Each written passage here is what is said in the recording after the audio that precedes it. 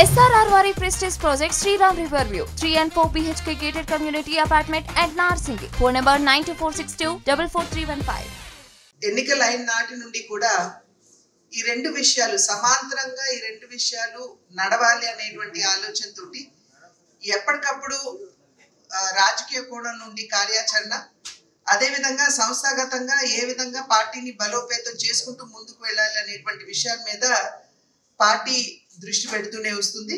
ఎప్పటికప్పుడు మేము సమావేశాలు ఏర్పాటు చేసుకోవడం జరుగుతూనే ఉంది.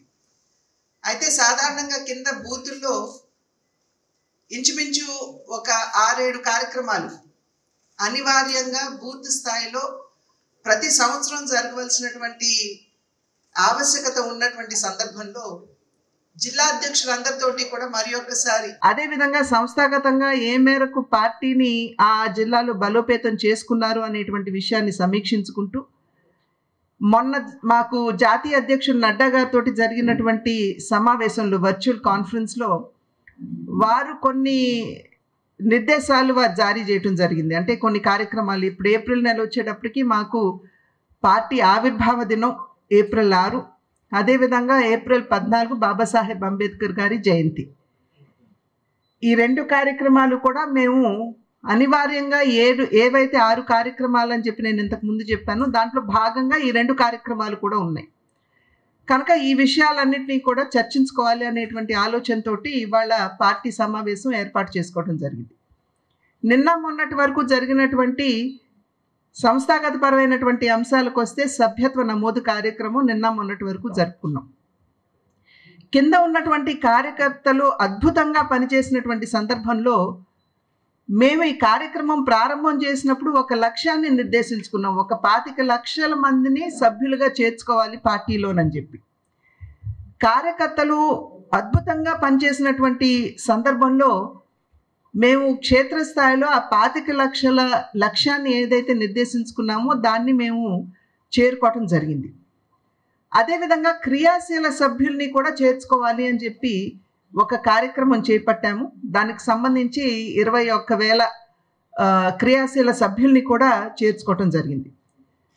బూత్ కమిటీలు కింద ఉన్నటువంటి జిల్లా అధ్యక్షులు, అదేవిధంగా కొత్తగా నియామకమైనటువంటి జిల్లా అధ్యక్షులు మరియు మండలాధ్యక్షులు, ఇంతకు ముందు ఉన్నటువంటి జిల్లా అధ్యక్షులు మండలాధ్యక్షుల యొక్క సహకారంతో బూత్ కమిటీల మీద కూడా దృష్టి కేంద్రీకరించడం జరిగింది. ఇవాళ కింద చూసినట్లయితే మాకు దగ్గర 2,18,000 మంది బూత్ స్థాయిలో కార్యకర్తలు ఉన్నటువంటి పరిస్థితి ఇవాళ రాష్ట్రంలో మనందరికీ కూడా కనపడుతుంది. కనుక ఒక రకంగా చెప్పాలంటే భారతీయ జనతా పార్టీ పట్ల ఖచ్చితంగా ఒక సానుకూల భావన ఏదైతే ఉందో అది పెరుగుతున్నది, ఆదరణ పెరుగుతున్నది అని చెప్పి చెప్పడానికి ఇది నిదర్శనం అని చెప్పి మేమందరం అయితే గట్టిగా విశ్వసిస్తున్నటువంటి మాట. కిందకి వెళ్ళి మోడీ గారి గురించి కానీ భారతీయ జనతా పార్టీ గురించి కానీ మాట్లాడినప్పుడు ప్రతి ఒక్కరూ కూడా ముందుకు వచ్చి ఆశీర్వదించడానికి మేము సన్నద్ధంగా ఉన్నాము అనేటువంటి విషయం కూడా ప్రజల నుండి వస్తున్నటువంటి భావన. ఇవాళ 3 పర్యాయాలు కేంద్రంలో భారతీయ జనతా పార్టీ అధికారంలోకి వచ్చింది అని అంటే అది ప్రజల్లో ఉన్నటువంటి ఆ సానుకూల భావన ఏదైతే ఉందో అదే ఆశీర్వాదంగా మారి ఆదరణగా మారి 3వ పర్యాయం కూడా నరేంద్ర మోడీ గారి నాయకత్వంలో మరి ఎన్డీఏ కూటమి అక్కడ కేంద్రంలో అధికారంలోకి వచ్చినటువంటి పరిస్థితి మనం అందరం కూడా గమనిస్తున్నాం. మేము ఎన్నికల సందర్భంలో చెప్పాం, డబుల్ ఇంజిన్ సర్కార్ ఉన్నట్లయితే అంటే కేంద్రంలో ఎన్డీఏ కూటమి, అదేవిధంగా రాష్ట్రంలో కూడా ఎన్డీఏ కూటమి అధికారంలో ఉన్నట్లయితే మనం మన రాష్ట్రాన్ని అభివృద్ధి చేసుకునేటువంటి అవకాశాలు మెండుగా ఉంటాయి అని చెప్పి ఆనాడు మేము ఎన్నికల సందర్భంలో చెప్పాం. అంతకుముందు ఉన్నటువంటి 5 సంవత్సరాల పాలన ఏదైతే ఉందో ఒక రకంగా చెప్పాలంటే అభివృద్ధి అనేది అనే పదానికి తావులేదు. అప్పుల ఊబిలో రాష్ట్రం కూరుకుపోయింది. అద్భుతంగా అభివృద్ధి చెందవలసినటువంటి ఆంధ్ర రాష్ట్రం అప్పుల రాష్ట్రంగా మారిపోయింది. అటువంటి పరిస్థితుల్లో ప్రజలు కూడా ఎక్కడ అభివృద్ధి, రోడ్ల పరిస్థితి అయితే అధ్వాన్నంగా ఉన్నటువంటి విషయం మనందరికీ తెలుసు, మనం అందరం కూడా అనుభవించినటువంటి నేపథ్యం. అది మాత్రమే కాకుండా విద్వేషం, ఎవరైనా నోరు విప్పి ప్రభుత్వం ఈ పని చేయలేదు అని కనుక చెప్పామంటే వెంటనే ఎస్సీ ఎస్టీ అట్రాసిటీ యాక్ట్ పెట్టడం, వారిని జైల్లో పెట్టడం, ఇబ్బంది పెట్టడం, ఇటువంటి పరిస్థితులు మనం చూసాం. విధ్వంసంతో గత 5 సంవత్సరాల్లో వైఎస్ఆర్సీపీ తన పాలన ప్రారంభించింది. ప్రజావేదికని కూల్చివేసి విధ్వంసంతో వారి పాలనని ప్రారంభించారు. ఇవన్నీ కష్టాలు. ఒక్క పెట్టుబడి రాష్ట్రంలోకి రాలేదు. బిడ్డలకు ఉపాధి అవకాశాలు లేవు. మరి మద్యం తగ్గిస్తామన్నటువంటి వారు మద్యం ఒక మాఫియా తయారయ్యి మద్యం మాధ్యమంగా వారు డబ్బులు చేసుకున్నటువంటి విషయం మనందరికీ తెలుసు. ఇవన్నీ కూడా ఒక్కొక్కటి ఆ రోజు భారతీయ జనతా పార్టీ గట్టిగా తన గళం వినిపించింది.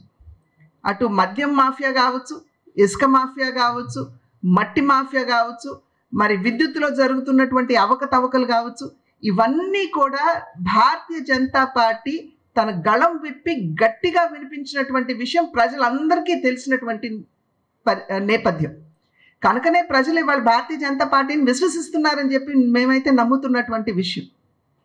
ఇవాళ చూసినట్లయితే ఏవైతే ఆ రోజు భారతీయ జనతా పార్టీ గళం విప్పి వినిపించిందో అవన్నీ కూడా సత్యం అని చెప్పి ఇవాళ నిరూపణ అవుతున్నాయి. ఏ రకంగా అయితే మరి కేసులు కట్టవలసినటువంటి పరిస్థితి ఏర్పడుతుందో మనందరికీ తెలియనటువంటి విషయం కాదు.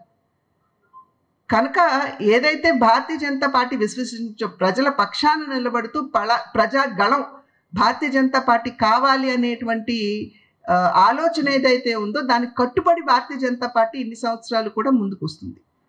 ఆ సందర్భంలో ఎన్నికల్లో మేము చెప్పాం, డబుల్ ఇంజిన్ సర్కార్ వస్తే ఖచ్చితంగా ఆంధ్ర రాష్ట్రం ఆ కష్టమైనటువంటి పరిస్థితుల నుండి బయటపడి అభివృద్ధి పదంలో ముందుకు వెళ్ళేటువంటి అవకాశం ఉంటుందని. ఇవాళ చూసినట్లయితే ఇక్కడ కూడా ప్రజలు ఆ పాలనకి స్వస్తి చెప్పాలి, మంచి పాలనని తీసుకురావాలనేటువంటి ఆలోచనతో ఎన్డీఏ కూటమి ఏ విధంగా భారతదేశానికి సుపరిపాలన అందిస్తుందో అదేవిధంగా ఆంధ్ర రాష్ట్రానికి కూడా అందించేటువంటి అవకాశం ఉంటుంది అనేటువంటి ఆలోచనతో ఆంధ్ర రాష్ట్రంలో కూడా ఎన్డీఏ కూటమికి ప్రజలు పట్టం కట్టారు, ఆశీర్వదించారు.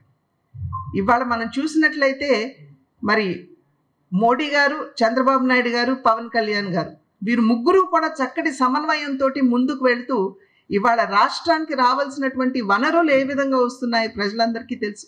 ఆగిపోయినటువంటి పోలవరానికి 15,000 కోట్లు ఇచ్చారు. ఆగిపోయినటువంటి అమరావతికి మన అసలు రాజధాని లేని రాష్ట్రంగా ఉన్నటువంటి ఆంధ్ర రాష్ట్రానికి అమరావతికి 12,500 కోట్లు మరి ఏడీబీ నుండి, అదేవిధంగా ఇంకొక 11,000 కోట్లు హడ్కో నుండి ఇవ్వటం కానివ్వండి, మరి రోడ్ల మరమ్మతుకు కావాల్సినటువంటి వనరులు పైనుండి సమకూర్చుకోవటం, ఇవాళ గుంతలమయంగా ఉన్నటువంటి రోడ్ని ఒకంత మనం బాగు చేసుకునేటువంటి పరిస్థితి రాష్ట్రంలో చూస్తున్నాం. ఇది ఎందుకంటే కేంద్రం ఇచ్చినటువంటి సహకారం. పంచాయతీ రాజ్కి 4,800 కోట్లు కేంద్రం ఇచ్చింది. అది కాకుండా ఇంకొక 7,200 కోట్లు ట్యాక్స్ డెవల్యూషన్లో ఇచ్చింది.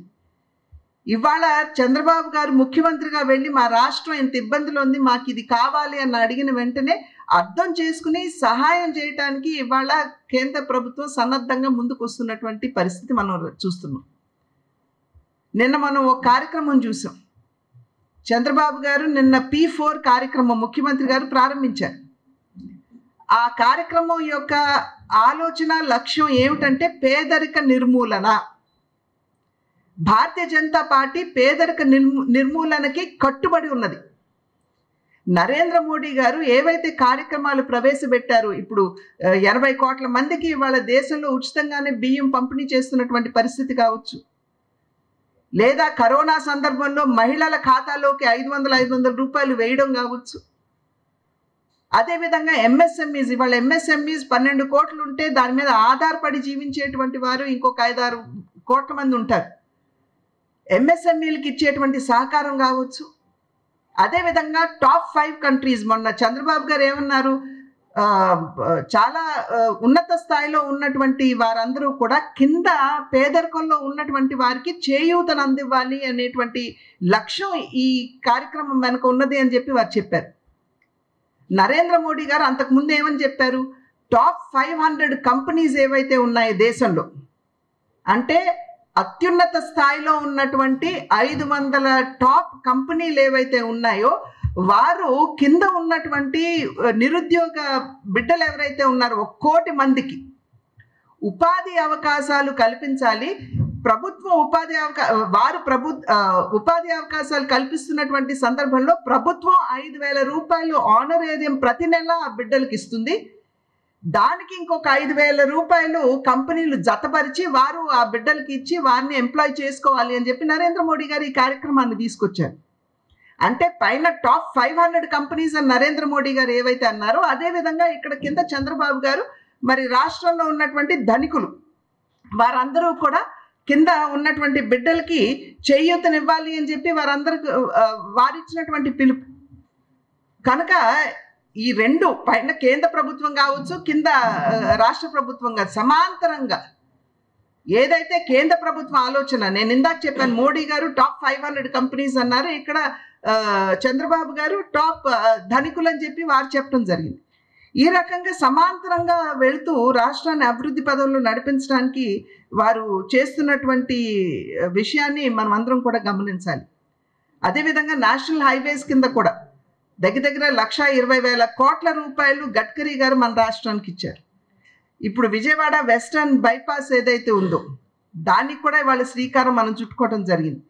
ఇవన్నీ కార్యక్రమాలు జరుగుతున్నటువంటి సందర్భంలో ఖచ్చితంగా ప్రజలు గమనిస్తూ భారతీయ జనతా పార్టీని నరేంద్ర మోడీ గారి నాయకత్వాన్ని ఆశీర్వదించడానికి సన్నద్ధంగా ఉన్నారు అని చెప్పి మేము విశ్వసిస్తూ కింద ఇవాళ 3 పార్టీలు కూడా మంచి ఒక చక్కటి ఈ కూటమి చక్కటి సమన్వయంతో ముందుకు వెళ్తుంది కనుక ప్రజలు కూడా హర్షిస్తున్నారు. ఇవాళ ఆ సందర్భంలో పార్టీ ఏదైతే ఉందో పార్టీ పరంగా మేమేం చేసుకోవాలి, పార్టీ పరంగా మా కార్యకర్తలు ఏ విధంగా చురుకుగా ఉండాలి అనేటువంటి విషయాల మీద దృష్టి పెడుతూ ఇవాళ జిల్లా అధ్యక్షులందరితోటి కూడా ఒక సమావేశం ఏర్పాటు చేసుకోవడం జరిగింది.